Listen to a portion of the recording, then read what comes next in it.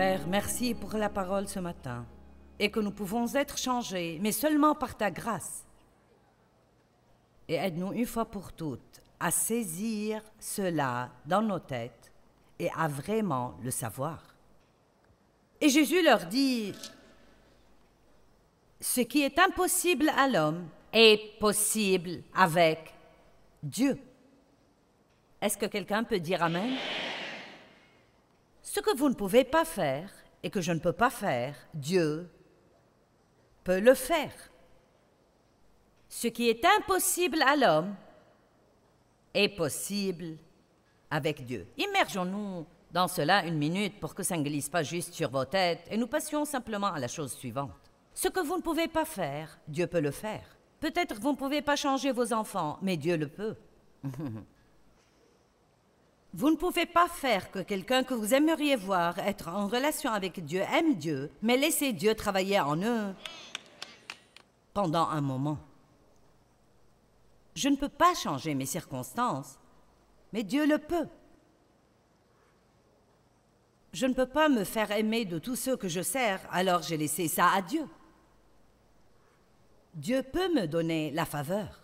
C'est étonnant ce qui arrive quand nous commençons à prier et à croire à la faveur surnaturelle.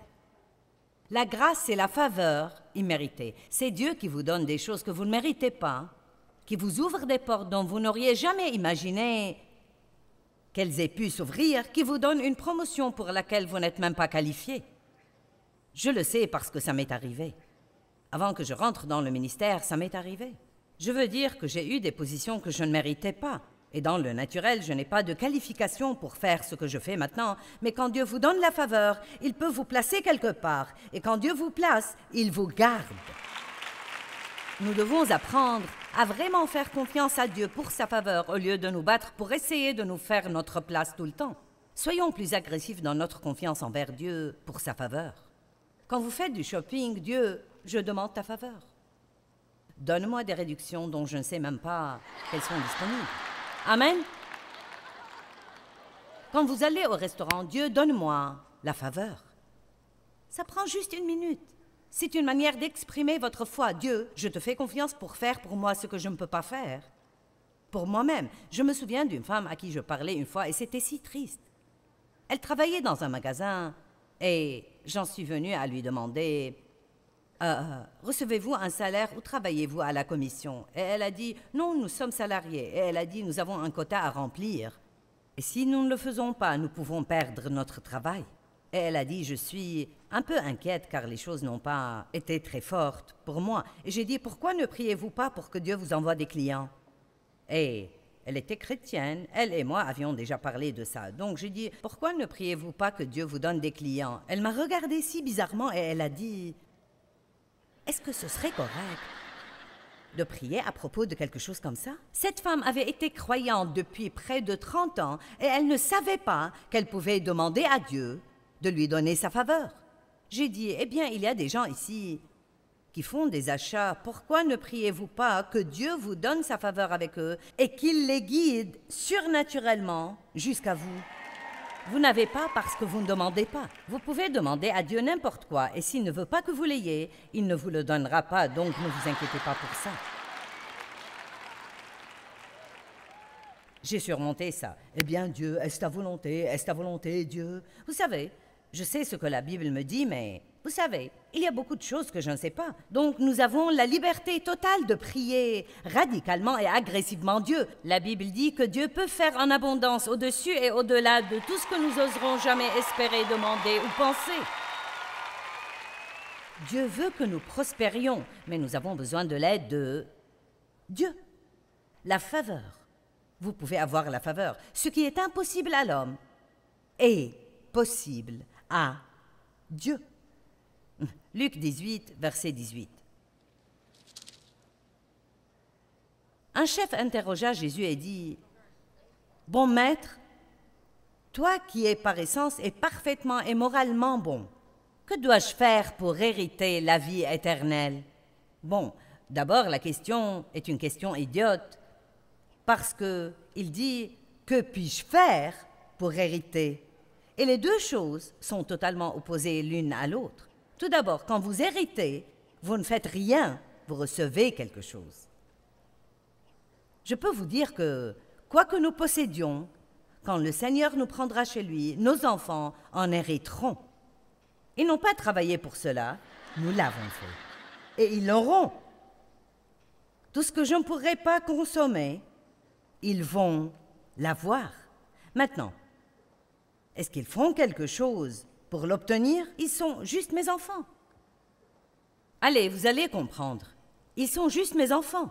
Et tout ce qu'ils auront ne sera pas fondé sur leur perfection, ce sera fondé sur une chose et une chose seulement. Et cette chose est la relation de sang, notre relation l'un avec l'autre. Est-ce que vous me suivez? Tout ce que vous recevez de Dieu est fondé sur une relation de sang. Vous avez été rachetés par le sang de Jésus-Christ. Ce n'est pas fondé sur ce que vous faites, mais ça dépend de si oui ou non vous voulez vraiment, pleinement croire en la parole de Dieu. Est-ce que quelqu'un ici veut ce matin laisser votre chair et décider de croire la parole de Dieu? Laissez-moi vous dire, si Dieu peut faire quelque chose pour quelqu'un, Dieu peut faire quelque chose pour vous. Tu ne sais pas toutes les mauvaises choses que j'ai faites. Vous ne savez pas toutes les mauvaises choses que j'ai faites non plus. Écoutez, nous faisons tous des erreurs. Si nous pouvions être parfaits, nous n'aurions pas besoin de Jésus. Que puis-je faire pour hériter? Mauvaise question. Jésus lui répondit, « Pourquoi m'appelles-tu bon? Personne n'est bon sauf Dieu. » Verset 20. Tu connais les commandements. Tu ne commettras pas d'adultère. Tu ne tueras point. Tu ne déroberas point, honore ton père et ta mère. Et il lui répondit, j'ai observé toutes ces choses dès ma jeunesse. Maintenant, voilà le hic. Jésus, ayant entendu cela, lui dit, il ne te manque qu'une chose. Voilà, c'est si frustrant. Eh bien, j'ai bien fait ceci, et j'ai bien fait cela, j'ai bien fait ceci, et j'ai bien fait cela, et j'ai gardé ce commandement-là. Et Jésus nous regarde et dit, bon oui, mais il te manque encore une chose.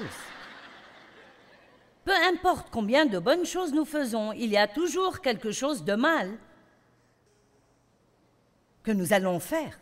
C'est tellement frustrant, à moins que nous apprenions à entrer dans le bon plan, qui est que Jésus est mort pour nous parce que nous avons des faiblesses dans notre chair et que nous ne pouvons d'aucune manière garder toute la loi et faire tout comme il faut et être parfaitement saint. Mais lui, maintenant, en ce moment, est en train d'intercéder devant le trône de Dieu pour vous et pour moi, pour que tout soit comme il faut. J'ai dit ce matin, Jésus prie pour moi aujourd'hui et Saint-Esprit prie à travers moi aujourd'hui. Pensez juste à ça. Il intercède constamment auprès du trône pour nous. Et la Bible dit que Dieu nous voit. Il choisit de nous voir juste parce que nous sommes en Christ. Il choisit de nous voir comme la justice de Dieu. Pouvez-vous... Il choisit de nous voir justifiés, juste comme si nous n'avions jamais péché, juste parce que nous croyons. Nous croyons. Nous héritons. Nous sommes co-héritiers avec Christ. Tout ce pourquoi il a payé et qu'il a racheté, nous l'obtenons. Tout ce pourquoi il a travaillé, tout ce pourquoi il est mort, nous l'obtenons. Par la grâce, par la foi. Par la grâce, par la foi. Par la grâce, par la foi. C'est fourni par la grâce de Dieu. C'est acheté par la grâce de Dieu. Et la foi, c'est seulement la main qui se tend et qui dit « Je le prends ». Parfois, nous pouvons être confus concernant la foi et nous pouvons penser, tu sais, je l'ai obtenue à cause de ma foi. Tout ce que vous avez à faire, c'est croire. Juste croire. Mais j'ai lu quelque chose il y a de nombreuses années et ça m'a vraiment béni. La foi n'est pas le prix qui achète la bénédiction de Dieu. Elle est payée totalement par la grâce de Dieu, par le sang de Jésus. Écoutez, la foi, c'est uniquement la main qui se tend et la reçoit. Vous savez, obtenir signifie gagner par des luttes et des efforts. Mais recevoir signifie être juste un réceptacle et prendre tout ce qui est offert. Avez-vous obtenu le salut, la bénédiction? Avez-vous obtenu votre percée? En vérité, si nous avons eu une de ces choses, ce n'est pas parce que nous l'avons obtenue. C'est parce que Dieu l'a donnée. Avez-vous obtenu une percée? Non, je ne pourrai jamais obtenir une percée, mais je prie que Dieu m'en donne une. Je prie qu'il en télécharge une pour moi. Il vous manque encore une chose. Par exemple, peut-être que vous priez 2 heures par jour et vous avez la capacité donnée par Dieu de mémoriser des chapitres entiers dans la Bible. Je parlais à Marilyn Hickey l'autre jour, une grande femme de Dieu, et juste en bavardant, elle a dit « J'ai mémorisé tout le livre de l'Apocalypse il y a des années. » Ça m'a donné une crampe au cerveau.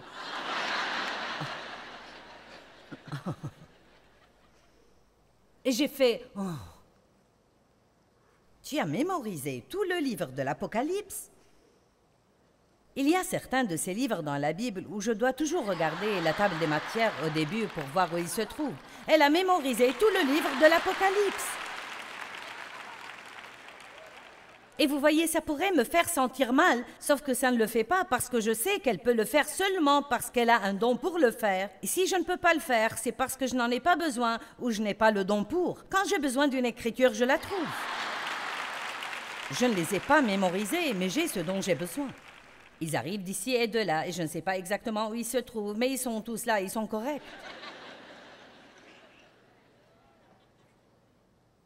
Donc, peut-être que vous pouvez mémoriser toute la Bible et vous prier 2 heures par jour, mais vous avez mauvais caractère. Il vous manque encore quelque chose. Allez, y a-t-il quelqu'un avec moi aujourd'hui? Peut-être que vous n'êtes pas jaloux ni envieux, ce n'est tout simplement pas un problème pour vous, mais vous êtes très impatient. Peut-être vous apprenez très vite, vous êtes juste très vif. Vous savez, certaines personnes sont juste naturellement plus intelligentes que d'autres. Et donc, disons juste que vous apprenez très vite. Mais alors, vous vous tournez et jugez d'autres gens qui n'apprennent pas aussi vite que vous. Et votre attitude avec eux est « Bon, quel est ton problème? Comment ne peux-tu pas comprendre ça? » Il vous manque encore quelque chose. Vous êtes tous avec moi aujourd'hui? Il vous manque encore quelque chose. Donc, regardons 2 Corinthiens 12, versets 7 à 9. Avant que nous soyons trop contrariés par nos faiblesses, regardons juste comment nous devrions les voir. Je ne sais pas pour vous, mais j'en ai eu assez il y a longtemps d'être continuellement fâché contre moi-même, et je ne perds plus mon temps avec ça.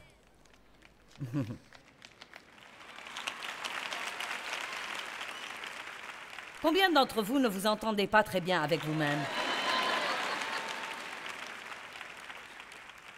Ça fait beaucoup de gens. Si vous ne vous aimez pas, vous êtes sur un chemin difficile. Je dis ça tout le temps. Partout où vous allez, vous êtes là. Vous savez, je suis devenue consciente il y a des années du fait que je ne peux pas me débarrasser de moi. Vous ne vous éloignez jamais de vous-même une seconde. Vous ne pouvez pas aller à la salle de bain sans vous. Vous ne pouvez pas vous doucher sans vous. Vous ne pouvez rien faire sans vous. Et sérieusement, si vous ne vous aimez pas, vous êtes tout le temps fâché contre vous-même. Et si quelqu'un faisait la paix avec soi-même aujourd'hui? 2 Corinthiens 12, verset 7.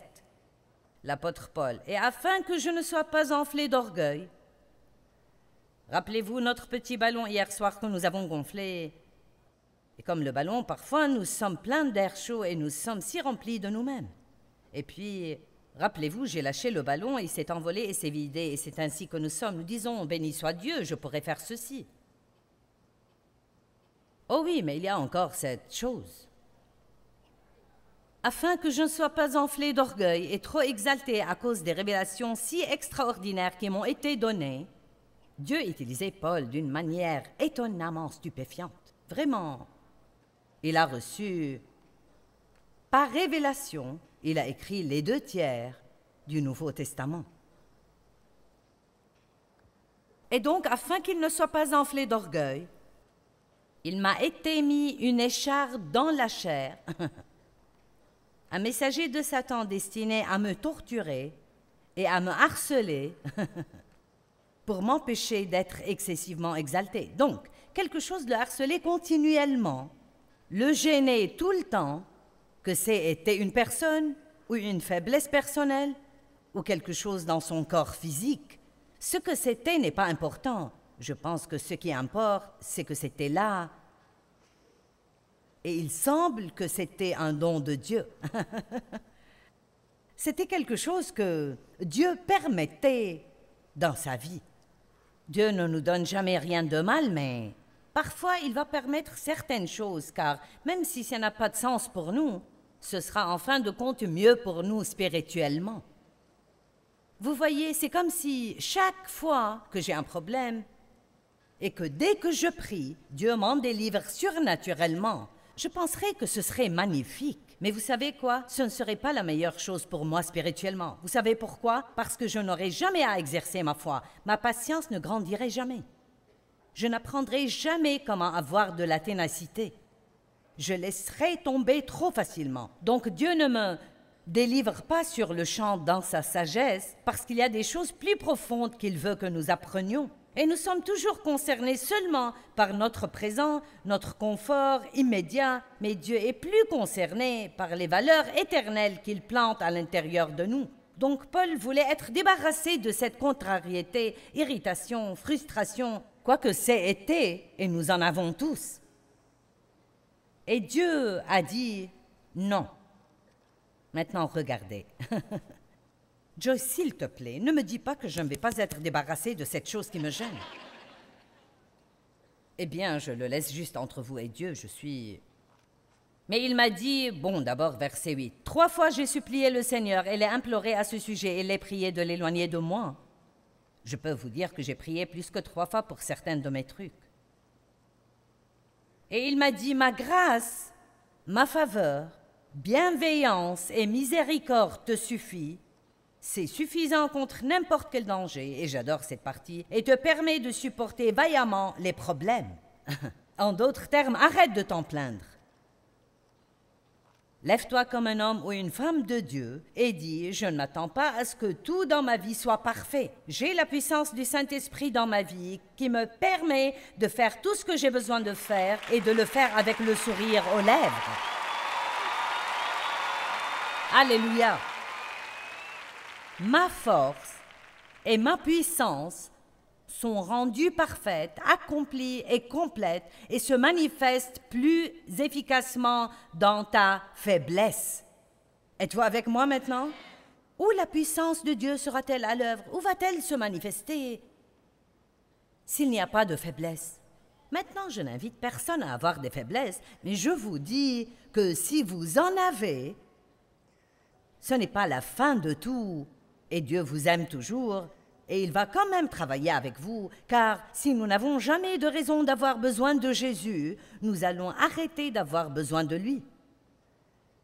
Et c'était beaucoup plus important pour Paul de ne pas devenir orgueilleux et plein de lui-même que d'être délivré d'une faiblesse qu'il avait, quelle qu'elle ait été. Savez-vous que la chair peut s'approprier une quantité donnée de gloire et une quantité donnée de succès avant de tomber? Et pour être honnête, il est bon pour nous de temps en temps de ne pas faire ce qui est parfait et d'avoir à gérer le fait que nous ne sommes, après tout, que des gens comme tout le monde. Certains d'entre vous le comprennent, certains froncent les sourcils et baissent les yeux.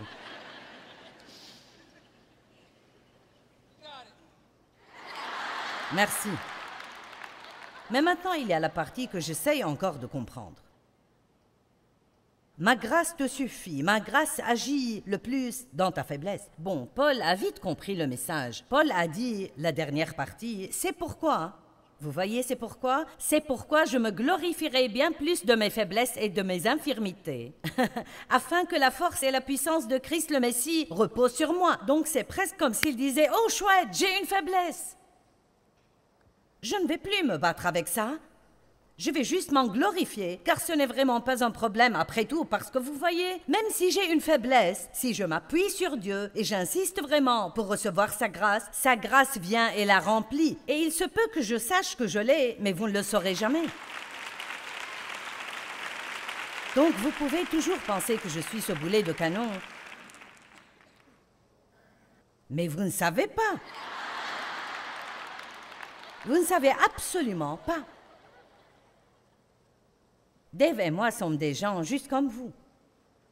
Nous avons nos problèmes. Dave m'a dit ce matin, « Est-ce que tu aimes ma chemise et mon pantalon ?» J'ai dit, « J'aime le pantalon. »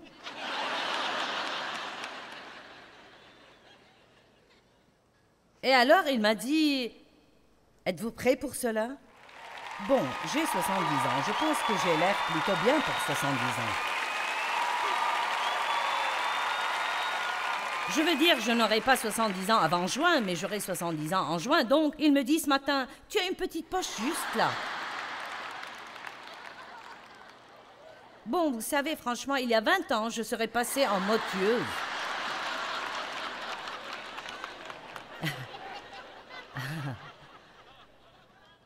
Mais vous savez quoi? J'ai pris le mode fort dans ma faiblesse.